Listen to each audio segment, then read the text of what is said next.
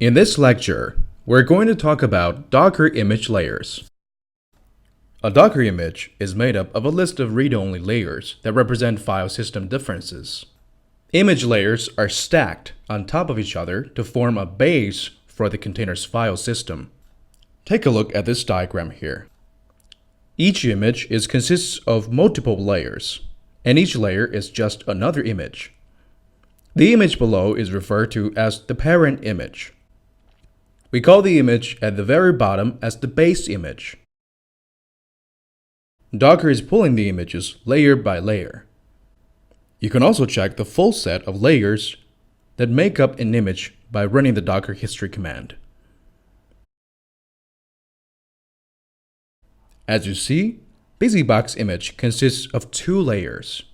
The base layer is to add a file, and the second layer is to run bash. When we create a new container, you add a new, thin, writable layer on top of the underlying stack. This layer is often called the writable container layer.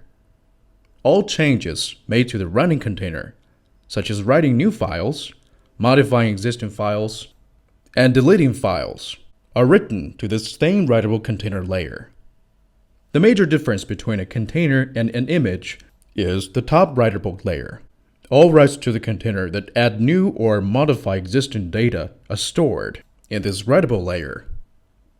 When the container is deleted, the writable layer is also deleted.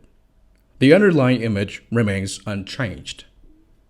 Because each container has its own thin writable container layer, and all changes are stored in this container layer.